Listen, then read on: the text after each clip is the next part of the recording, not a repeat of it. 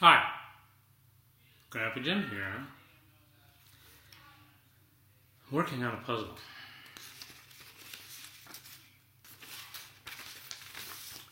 Trying to get this puzzle together, but it's very puzzling.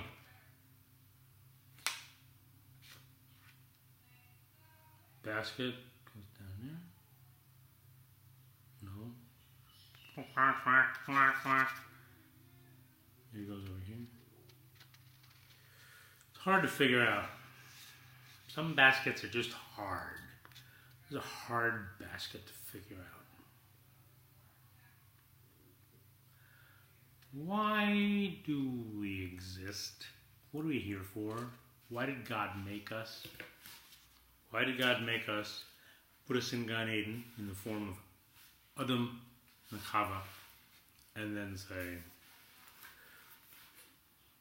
don't eat that fruit? And they ate that fruit, and now, instead of talking to God, some people say, there's no God. I don't see God. You see God?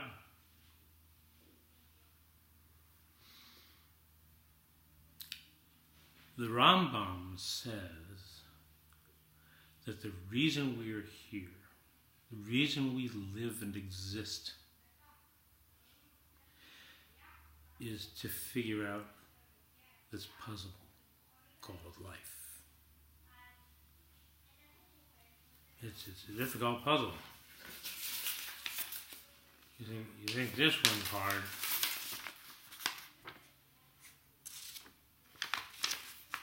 I'll get it later. Yeah, it's a bad puzzle. It's puzzle. It's a puzzle.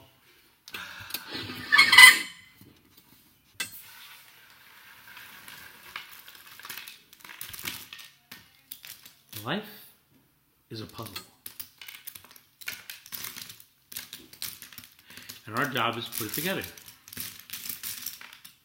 Now, when the Jewish people came out of Mitzrayim, out of Egypt, they came through the Yam Suf, the Sea of Reeds, the Red Sea, and started walking towards Har Sinai. We were going away from something bad and toward something good.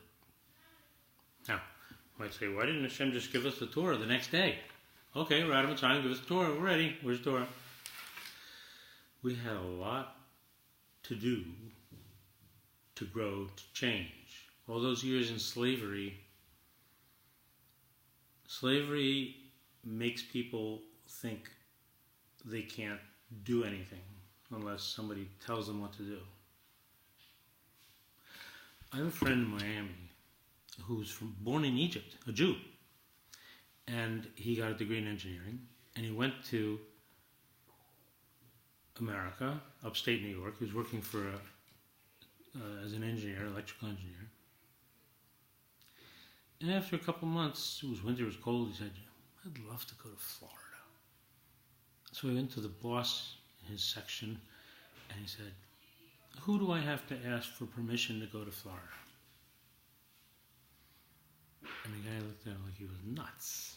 What do you mean, ask permission to go to Florida? Go to Florida! So what do you mean, go to Florida? Go to Florida! Get on a bus, get on a plane, get your roller skates out, go to Florida! He said, just like that? I can just go? I don't have to get permission. I don't have to get a paper saying it's okay? Is that how it was in Egypt? Yeah, you couldn't go anywhere. Huh. Kids, I'm not talking about Mitzrayim from thousands of years ago. No, Mitzrayim today. Today, if you live in Mitzrayim and you want to go from Luxor to Alexandria, you got to get a paper from the police. Joe Schmo or Abdul has permission to go from here to there. But you got to come back again, and he can be there for so many days. So you see, if you come out of that world, it takes a while until you feel free. So we had 49 days after we came out of Mitzrayim, up to the 50th day. Last night we counted the 34th day of the haomer. And what we're doing is we're learning day by day how to live. Now, if the whole point of living is to get a lot of money, then the Jewish people didn't need to learn anything. Everybody came out from Mitzrayim. They got wealth, silver and gold and diamonds and stocks and bonds and dot-coms from their neighbors. They were rich. Well, if rich is all there is, they were all set. They didn't have to do anything else. We count the Omer, 49 days. And each day of the Omer is supposed to be something different. So, the first day of the Omer is associated with Avraham, our father. And Avraham, our father, is known as kindness, generosity, chesed. So the first day of the Omer is chesed jebechesed. Kindness, generosity, and kindness, generosity. That's Avraham. The second day of the Omer was Gevura shebechesed. What's Gevura? It's din, it's judgment, it's do things right. It's serve God perfectly, don't touch the wrong thing, you could die. And that's Yitzchak. And then the next day, the third day, was sefirat shebechesed. Yaakov in Abraham. And sefirat is truth. And Yaakov, the father, identified with truth and Torah. Now, these combinations are very complicated and I don't understand them. But the point is this. Before we could receive the Torah, we had to grow in our midos.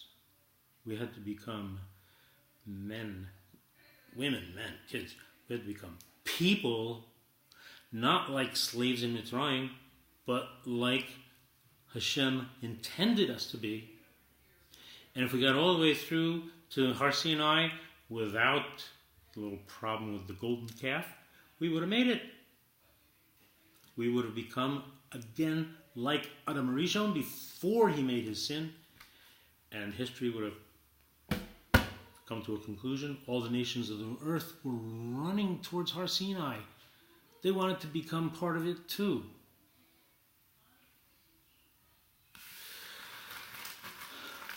How do we solve this puzzle? One piece at a time. 2 pieces at a time. We first learn what it is to really live chesed. Then we learn what it is if you have chesed, you love God, you love your fellow man. The next thing is you have to follow the rules. You have to go to Gevura, Yitzchak, service. What did Yitzchak do? When Avraham, his father, took him up on the mountain, Yitzchak was 30 years old, he was strong, he could run away. He said, Abba, tie me tight so I don't flinch when you have to put the knife on my neck and ruin the korban. Yitzchak's entire life was devoted to serving Hashem. So each day, not only during sefirat haomer, but every day of the year, every day of our life, we've got to learn a little something more about how to live as a Jew. And if you don't, you're wasting your life.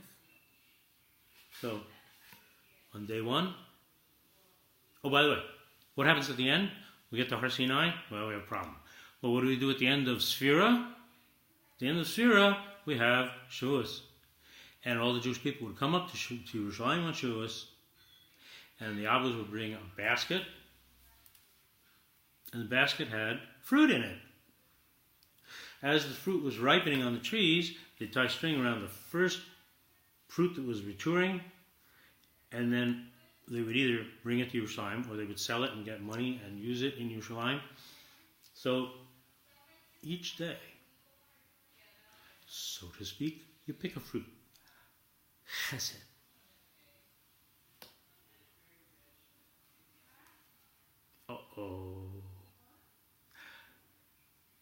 Gevura.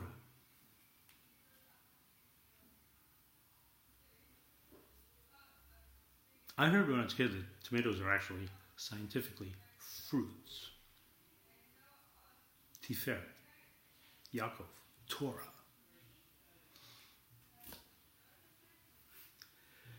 Netzach, Moshe, victory. And then we have Aaron. Aaron is Hod. Hod is praise, because Aaron was Kohen Gadol, and it's also empathy. I feel what you feel. I care about you. I'm not going to hurt your feelings. Now, for you older kids and for you grown-ups, here's a thought. The 33 days that the students of Bnei Akiva were dying started on Yom Rishon, Chesed Shebechesed, first day Chol Hamoed Pesach, and ended on the third day, Hod Shebehod, empathy Shebe-empathy.